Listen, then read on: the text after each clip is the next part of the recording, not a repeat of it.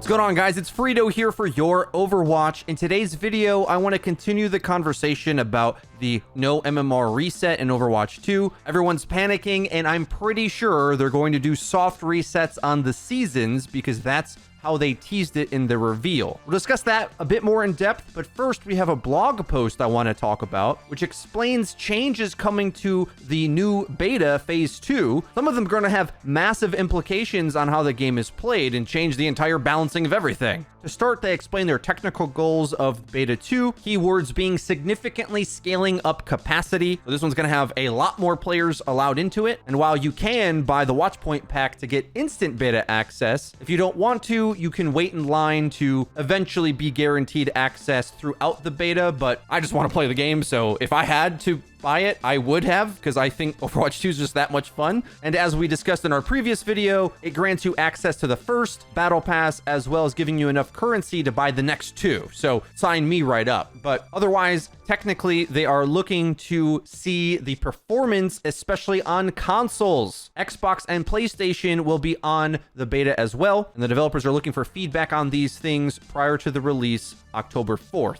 On top of that, they have game design and balance goals. Huge change to the damage roll. No longer will you be getting a 10% speed buff. It's now been replaced with a new passive that allows damage heroes to maintain up to 30% of their ult charge when swapping to other damage heroes. Now, the way ults work in Overwatch, although we always talk about it in terms of percentages, there has always been a behind-the-scenes numeric value that each hero has in order to scale how expensive it is for their ultimate to get. So because of that, even though Tracer's ult farms really fast, it's just worth less points in the internal logic of the game, and they've always said that they could try a change like this. So now it's going through. I don't know why the other roles can't do this. I suppose they're trying to incentivize the idea of the DPS being kind of the counter pick role, whereas the tank and support line probably is like the main base point of your strategy. This incentivizes you a bit more to do like surprise picks. Let's say a character like Bastion is like all in on countering one type of thing and easily gets countered himself. Well, maybe you feel like you can play him a bit more in desperation swap scenarios. And while this is an interesting change, it also is in the role where ultimates are the weakest. Of the three ults that exist in the game, damage ults are the worst. Not by like a long shot, but this would be a lot scarier on the other roles where you have like team wipe potential or team wipe saving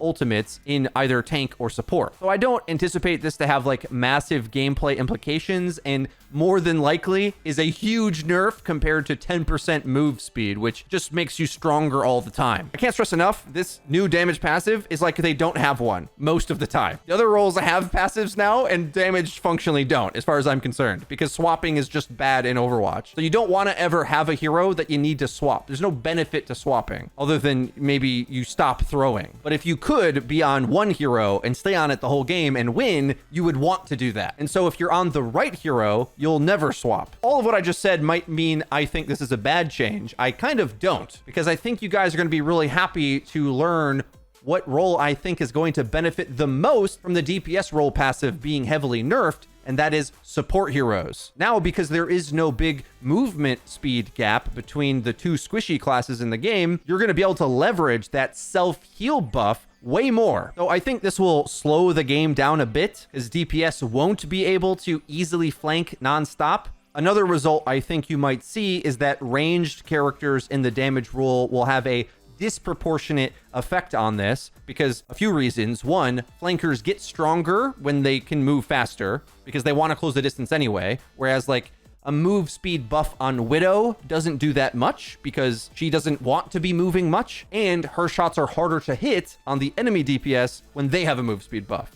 Well, now that's gone, so it just completely goes the other way, where her targets are easier to hit and they won't close the distance as easily. So on one hand, support players will have a much stronger matchup against all the flanking tactics that Damage were using in Beta 1, but now instead of getting flanked, you'll just be getting picked off by Widowmaker lines of sight. Enjoy. Don't you dare ask that Junker Queen to swap to a shield tank, because you know that's not going to happen. Now, further on support changes, they said they're still paying particular attention to the support performance to address player feedback prior to launch. I think they know that this damage change will have some of those support implicit gameplay buffs that I just said, and we should expect like Giga Zen, if he's remained as he is, to have a much, much easier time. He already was insane with the buffs they gave him. Now with damage players moving slower, like so many things are going to fight damage easier. They'll be easier to hit, easier to know they're coming, easier to run away from because you're moving the same speed as them. So many things. But further, the blog post says the team is currently ideating, designing, and testing some new abilities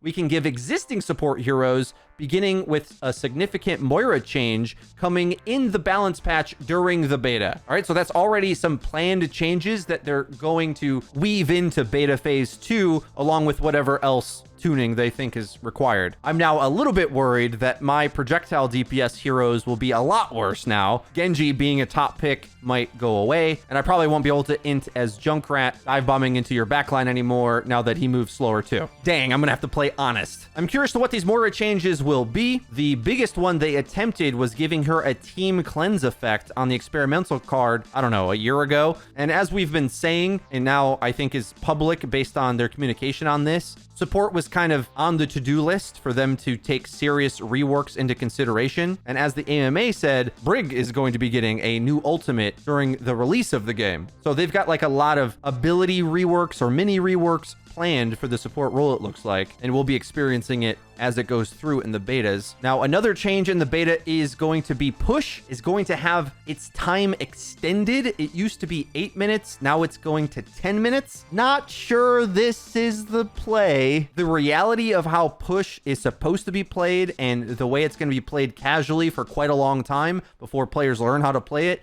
there's a big gap there. When you do know how to play it, it kind of breaks down. And the simple tips are you should gain an advantage and then camp it and play the game like it's deathmatch. Once you get pretty much any advantage on the payload, but especially as you're starting to push it to harder areas of the map, there is zero incentive to continue attempting to fight against the respawn advantage the enemy's going to have. And instead, you should just try to win the ultimate economy game by setting up your engagements, draining the enemy's ults, and because of that, you can pretty much just guarantee a win once you gain a bit of an advantage. And more time on the bank just makes that process take longer. Tons of feedback has been given on the push game mode for those that have been grinding it at a high level to learn how to play it properly. And to me, I think there should be like comeback mechanics built into the game a bit more, and also incentive to actually capture checkpoints. Whereas at the moment, it just gets you more distance and a further up spawn, but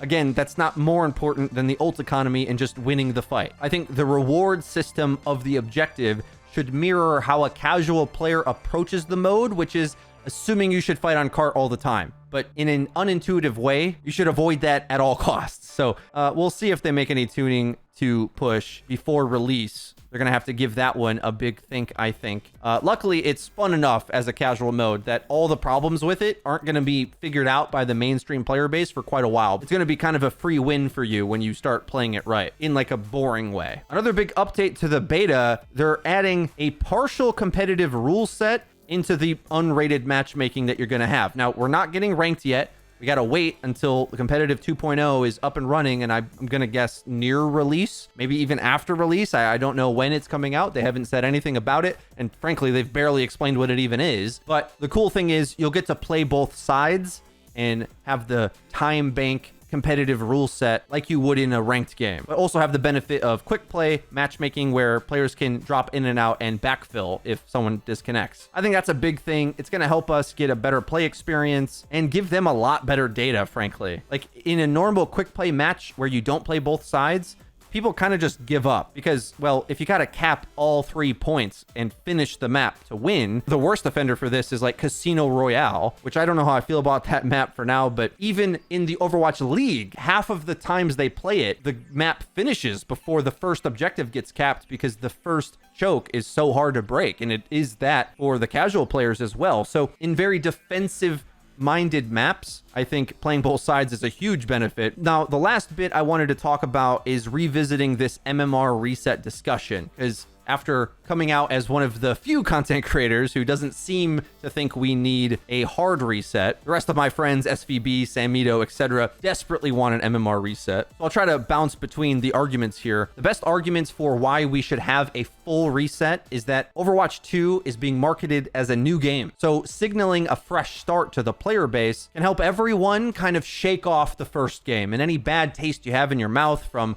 the elo hell you were trapped in. Well, now you have a chance to fluidly move through the ranked system. High-level players love this because there's a lot of players that can camp MMR in Overwatch 1, and because there is no decay system, I've got like 5 accounts at ratings I haven't played in a while that I just don't even attempt to sign into because the game itself has changed so much and my skill has actually decayed. So I definitely understand that and so many other arguments about this. But remember, as I said at the start of the video, I'm almost positive that in the Overwatch 2 reveal event stream, Scott Mercer was implying that they're going to be doing soft resets. And his wording was kind of vague, but he said, in order to get a high rank, you're going to have to earn it. And well, if you are able to camp SR, like a lot of my content creator friends seem to think you will be, because there is no MMR reset, well, that kind of goes against that, right? So let me explain how Valorant does it. Every single season, there is a soft reset, and the most you can place at is Plat 3, which as I understand it, is maybe equivalent to like Diamond in Overwatch. So that when a new season starts, everyone kind of gets smushed down into that tier of matchmaking, and if you are better, then you'll stomp the actual Diamond or Plat 3 or whatever level players, and those that are active and good and can get up to the next 2 ranks will have to play and grind to get their public facing SR and MMR up to that level. That would be a change from how Overwatch 1 has done it so far, because in Overwatch 1, although we do have a mini soft reset for GM players being reset to 3900, their MMR doesn't actually get soft reset and they still just play each other anyway. The pros of a soft MMR reset is that your matchmaking time is way better because all of a sudden everyone is just trying to get out of Diamond or Plat. People that used to be there, people that have been dropped in there, and especially when there's new characters, massive meta swaps, you go from playing a sniper meta to a tracer meta, and for high ranked players, conforming to those meta rules is pretty important. I mean, obviously, there's always exceptions, but for the most part, unless you're exceptional at an off-meta hero, it's tough, and you often would have to lose rank if you climbed in one meta and then your hero got nerfed in the next. There's a lot of painful games between that point. Well, the soft MMR reset fixes all that and just sort of decides, well, this is a new season, so show us what you got. In order for Scott Mercer's claim that you're going to have to earn higher ranks, I think they must be doing some sort of soft MMR reset. We need clarity on this. I'm just willing to give them the benefit of the doubt that they care about those problems and have solutions to them rather than importing directly all the same problems we had from Overwatch 1. That would be ridiculous. There's no way they're doing it that badly. I sure hope not. Now, what you'll note here is the bottom 90% of players are not affected by this. And this is where I'm going to quote Karku's take on this, where the reason why that's good is that if you were an Overwatch 1 player and you played Ashe, for example, and let's say you were Plat, I'm going to say with a very high degree of likelihood, you're going to be at the same rank in Overwatch 2 if you still play Ashe, right? So the game sort of biasing towards that old data, to me, has only positive consequences. Now, maybe they don't correlate it 1-to-1 and maybe put like a 70% correlation on it and kind of open the bandwidth of your placing a bit, but I don't think the game needs to full reset that Plat Ashe player and have them stomp bronzes for a while until they figure out if they're actually gold or diamond. I think that's a little silly. Maybe they can play in matches between gold and diamond to kind of test out how they can perform, but a hard reset implies that that player will have no protection in the matchmaker against playing both bronze and GM, which often could be in the same lobby, right? A hard reset means the game literally has no way to differentiate between a bronze, a plat, and a GM, and they will be in the same game for multiple games. So I just don't see a benefit to throw out the old data if we can guide that data into Overwatch 2. Like, I think it'll eventually feel like Overwatch 2, but I don't really care about the marketing terms and all that. I just want the game to work. And I think a soft reset works the best. And I know there's a lot of players out there in the middle ranks that think that an MMR reset benefits them, but I assure you what will happen is you will have just harder matches because you'll be playing against a mix of harder opponents and worse teammates. And for higher level players that want a full MMR reset and they think they'll get better teammates, well, I'm almost 100% positive that you will just have worse teammates more often. The thing I think we all want out of ranked mode is to try to get the match quality as high as possible. But the reality is, ranked systems suck, okay? They don't actually do the thing that they're pretending they can do. The idea that you as a player can be consistently rated is a nonsense idea. Your skills go up and down. So the match quality will never be good because of that. But what can be good is the system tracking what you have done and putting you among peers that are relatively the same mechanical competency. So just rest easy with the fact that in all likelihood, you are worse at Overwatch than you think you are, and you probably should be lower, not higher. The best thing we can do is the soft reset system, which at least tries to force you to work for SR again. And in the medal ranks, where they're pretty accurate based on your mechanical skill, we should keep that as it is. The bottom 90% of players is almost entirely Overwatch basics, almost regardless of what the patch is. It's really hard for me to describe this to players that get their mind so caught up in the higher level gameplay, and even, you know, following our channel where we're really invested in the meta interactions, and all those things are really interesting. But believe me when I say your progress through the medal ranks are 100% based on your mechanical basics, reading the game fast enough and landing your abilities. That's basically it. And because that's the case, Overwatch 2 isn't radically different in that way. The ranks will still, even more so, just be about mechanics, which it already separated players on very accurately. It has nothing to do with your team, the balance state, what heroes are good. Not really any of that matters. And your hero shooter basics are most of what your rank is, which also is why you feel like your teammates don't know anything, because they don't. The game isn't good at testing your knowledge of the game. It's good at testing your mechanical basics. If you want to care about your strategy for team play, that's where the tournament mode and playing in a team is going to matter, because then you'll be able to execute strats on a team level against other teams, and you may not need to solely rely on your own skill. Even then, that matters a lot. The only way your games get easier is if you drop in ranking and everyone around you is worse than you. But if you think you want to go up in ranking, you have to go up in skill. Guys, that's everything for today's video. If you did enjoy it, please be sure to leave it with a like, and don't forget to hit subscribe and click the bell icon to actually get notified when our new videos come out. Overwatch 2 is picking up some momentum. Before you know it, it's going to be October. The full game's out. We got all sorts of things to be making, so don't miss out on our next video. Click the bell now to get notified when all our new content comes out. That's been it for me. I've been Frito for your Overwatch. We'll see you guys next time.